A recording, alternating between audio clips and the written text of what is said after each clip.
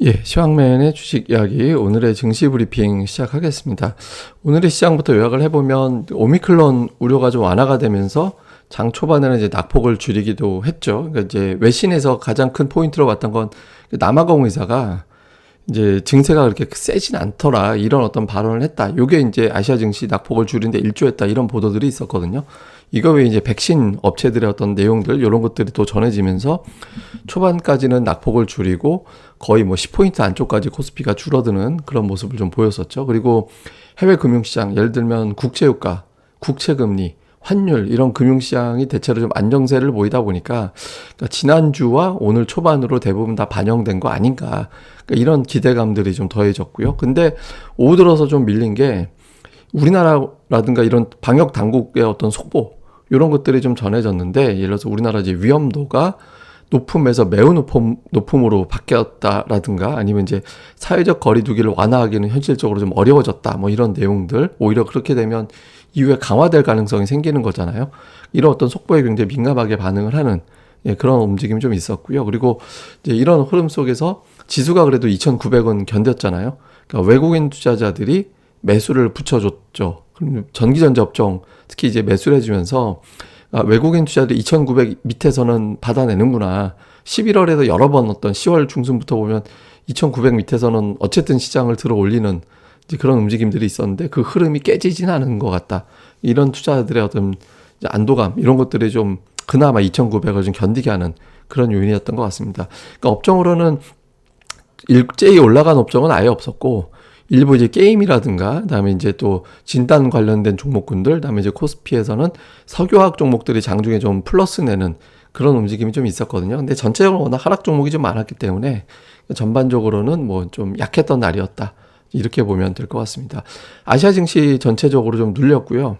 뭐 인도라든가 인도네시아 정도가 플러스 내긴 했는데 어쨌든 아시아 증시 빠졌는데 잘 보시면 낙폭이 엄청나지는 않았습니다. 그러니까 뭐 베트남, 일본 항생지수 정도가 1%대에 밀리긴 했는데 그러니까 지난 주말에 뭐 유럽 증시가 3, 4% 폭락한 거에 비하면 뭐 두 번째 반영돼서 그런지 몰라도 이제 낙폭이 그렇게 크지는 않았다라는 점은 그나마 다행. 이렇게 보면 될 것 같습니다.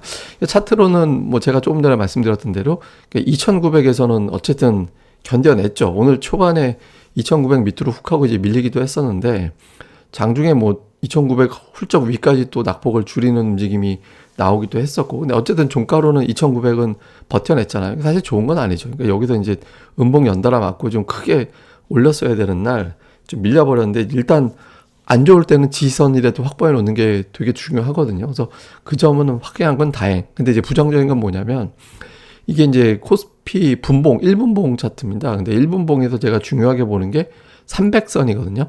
제가 300선을 왜 중요하게 보냐면 이 300선의 의미가 매수와 매도가 힘겨루게 하는 선으로 제가 보기에는 그렇게 작용을 하는 것 같더라고요. 그래서 이 300선 위로 올라가면 매도보다 매수가 세거나 매도가 약화된 거.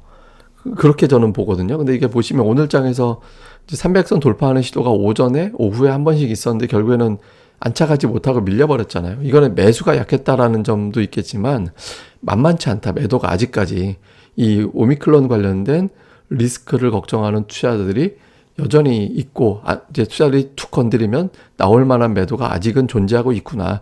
이 점도 오늘 장에서는 좀 남았던 것 같습니다. 그다음에 이제 수급에서 보면 외국인들이 매수를 다 했죠.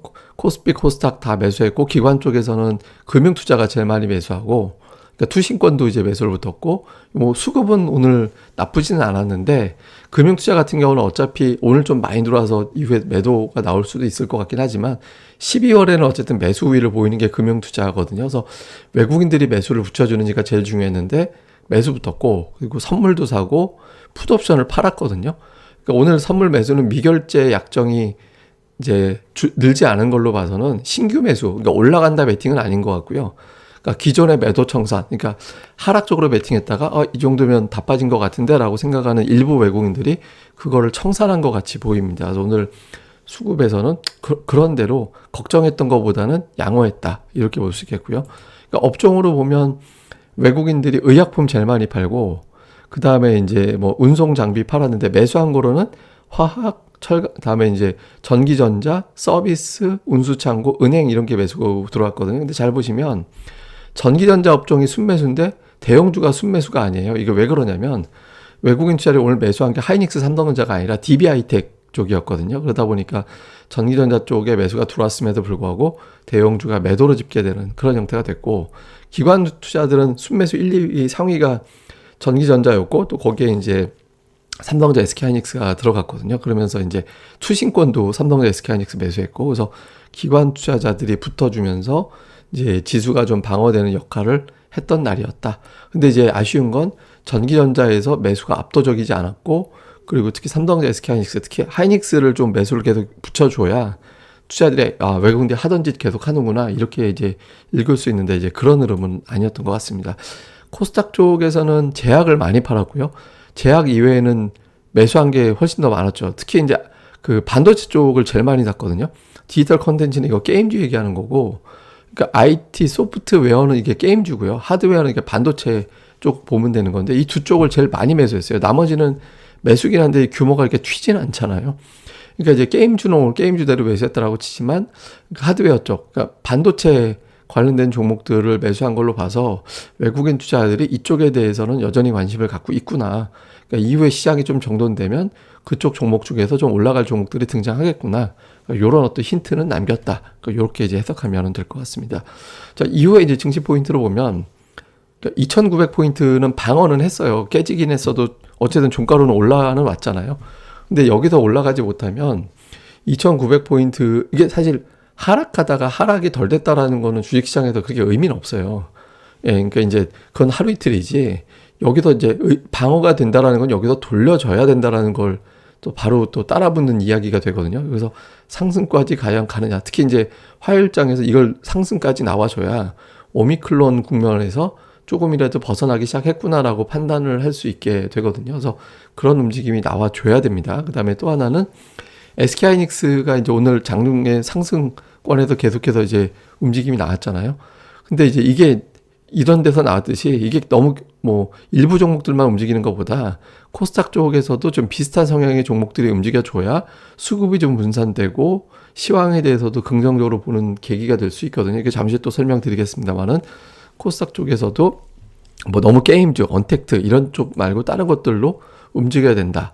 그 다음에 이제 또 하나는 시황상 환율이 되게 중요한데, 오늘 환율이 결국에는 이제 보합 정도로 끝났습니다만은 어쨌든 1193원 왔다 갔다 하기 때문에 여기서 1200원을 뚫고 나가는 분위기가 돼버리면 증시가 아예 2900 훨씬 아래로 내려갈 수도 있거든요. 그래서 요 구도가 어떻게 되느냐. 그래서 환율이 내일장 정도에서는 화요일장에서는 확실하게 밑으로 떨어져 주고, 외국인들이 삼성전자, 하이닉스를 매수해주고, 코스닥 쪽에서는 종목들이 이제 좀 다양해지는, 그러면서 플러스가 나는 그런 움직임이 나와주는 게 되게 중요합니다. 그리고 오늘 게임주가 종목들별로 좀 엇갈리긴 했는데 이제 올라갔잖아요. 그러니까 이 국면을 심각하게 봐서 게임주가 이게 집에서 집콕 생활 늘어나서 게임에 또 집중하겠구나, 또는 실적에 대한 불확실성 때문에 게임만큼 실적이 검증되어 있는 입증된 종목은 없으니 여기에만 보자, 이런 분위기가 되면 시장이 좀 나쁘게 갈 수도 있거든요. 그러니까 이게 뭐 게임주가 빠진다 이런 의미라기보다는 게임주 이외에 앞서 말씀드렸던 코스닥에 있는 다른 종목들, 예를 들어서 뭐 반도체, 통신 장비, 뭐 차부품도 좋고, 하여튼 다른 쪽에서, 그러니까 소프트웨어 이외에 다른 업종에서 좀 반응이 나와줘야 시장이 좀 이 국면에서 좀 벗어나는구나 이렇게 판단할 수 있거든요. 그래서 요 구도, 게임주 쪽에 너무 쏠림이 나오지 않는 이 흐름이 되게 중요하다, 이렇게 보시면 될 것 같습니다. 다음에 이제 이슈로 넘어와서 보면 그 골드만삭스에서 이 오미클론 관련된 여러 가지 시나리오를 제시를 했어요. 그래서 이제 뭐 있는데 뭐 한 네 가지 경우, 다운, 심각한 수준, 이거 잘못된 공포야 이렇게 보는 거, 다음에 올라갈 거야, 이게 네 가지 단계로 이야기를 했는데, 골드만삭스의 결론은 현재로서는 뭐 기존의 어떤 전략 전망을 수정할 정도는 아닌 것 같다라는 쪽에 이제 무게를 실었거든요. 근데 어쨌든 이게 이제 변화가 되려면 골드만삭스가 이거보다 좀 심각한 수준 또는 다운 시나리오로 가겠구나 이렇게 얘기하는 전제, 델타보다 빠른 전파라는 쪽보다는 증상이 되게 나빠지면서 봉쇄가 강화될 때 이게 이제 좀 심각해질 수 있거든요. 그래서 그런 상황으로 가는지 요거를 좀 포인트로 좀 주목해 볼 필요가 있고요. 그 다음에 이제 시장은, 저는 오미클론이 시장을 내리는 결정타라고 생각하진 않거든요. 근데 그게 문제가 아니라 이게 뭐냐면 금리 전망하고 외국인들의 매매 동향입니다. 이게 이제 금리 전망인데 이게 내려가면 동결의 확률이기 때문에 이게 내려가면 내려갈수록 금리 인상 확률이 올라가는 걸로 보시면 돼요. 예, 이거는 이제 외국 녹색 이 갈색 선은 요즘도 갈색 선이라고 하나요? 저 옛날 사람이라. 하여간 이제 갈색 선은 외국인 투자자들의 수급 이야기하는 거거든요. 근데 잘 보시면 금리 인상 확률, 이게 내려가면 금리 인상 확률이 올라가는 거라고 말씀드렸어요. 왜냐면 이게 동결 확률이기 때문에. 근데 금리 그러니까 인상 확률이 높아진다 어느 시점 돼서는 외국인 투자자들이 금리 인상하는 게 당연시되고 있는 분위기로 바뀌고 외국인들도 매수로 들어오는 이 박스 구간에서 보면 들어왔잖아요. 그게 어느 정도냐면 한 40% 정도? 네, 그러면 6대4 비율, 금리가 올라가는 비율이 60% 넘어가면서부터는 외국인들이 아예 기정사실로 하면서 그럼 이제 그 관련된 재료는 다 반영이 됐고 이제부터는 뭐 한국 주식 싸졌으니까 또 반도체 가격이 반등하니까 매수해도 되겠구나 이렇게 돌아섰거든요. 그러니까 이 어떤 분위기는 잘 보면 금리 인상이 당연시 되는 걸 외국인들이 알면서 매수가 들어왔기 때문에 현재로서는 오미클론 가지고 외국인들이 이렇게 매도로 확 바뀌거나 그러진 않을 것 같다. 첫 번째 추정. 또 하나는 뭐냐면 이건 이제 코스피 지수 자체를 또 같이 그려본 건데 처음에 이제 그 금리 인상 확률이 높아질 때 이게 이제 파란색 선이 떨어질 때 금리 인상 확률이 높아지는 거라고 말씀드렸죠. 동결 확률이 90%였다가 코스피가 반응하게 80% 밑으로 내려가면서 이거 이러다 금리 진짜 올라가나 보다 하다 떡 떨어져서 거의 50% 정도까지 떨어졌을 때 그러니까 금리 동결 확률 50% 인상 확률 50% 비슷해졌을 때까지는 코스피가 하락했는데 그 이상에서는 금리 인상 확률이 계속해서 높아지고 있는 시점에서는 코스피가 더 이상 안 빠졌어요. 이거는 뭐냐면 인플레이션이라든가 금리 인상에 대해서 코스피가 적응을 하기 시작했다라는 거거든요. 그러니까 지금 이 상태 그대로라면 시장은 더는 크게 빠질 것 같지는 않아요. 근데 여기서 나쁜 시나리오가 뭐냐면 앞서 말씀드렸던 오미클론 변수가 공급망을 훼손을 시켜버려서 지금 코스피가 버티고 있는 건 뭐냐면 내년도 국제유가가 빠졌으니 내년도부터 저 시기하고 국제유가 움직임하고 좀 비슷하거든요. 그러니까 국제유가가 안정되면서 코스피가 버티기 시작한 것도 있거든요. 근데 만약에 공급망에 또 다른 어떤 훼손이 초래가 돼서 물가가 또 급등을 하는 흐름으로 가겠구나라는 쪽으로 바뀌어버리면 코스피가 깨질 겁니다. 그러니까 오미클론 자체를 걱정하기보다는 그게 공급망에 훼손을 주는지 안 주는지 그 단계가 아니라면 코스피는 어떻게든 아마 견디면서 2900 전후에서는 좀 견디는 쪽으로 분위기가 나올 거고 공급망 훼손까지 가게 된다라면 조금 이제 양상이 달라질 거니까 이제 우리가 오미클론만 쳐다보지 말고 이제 그런 부분까지 살펴보는 게 좋을 것 같습니다. 그러니까 외국인이라든가 지수 자체는 인플레이션 다음에 금리 인상에는 적응은 했어요. 올라가지 못하더라도. 근데 이 적응한 상황을 깰 거냐 아니면 그 이상은 아니냐 요거 보면서 2900에서 매수를 할 거냐 아니면 이제 또 다른 리스크 관리를 해야 되느냐 요 기준으로 보시면 되지 않을까 해서 요 내용을 설명을 드렸습니다.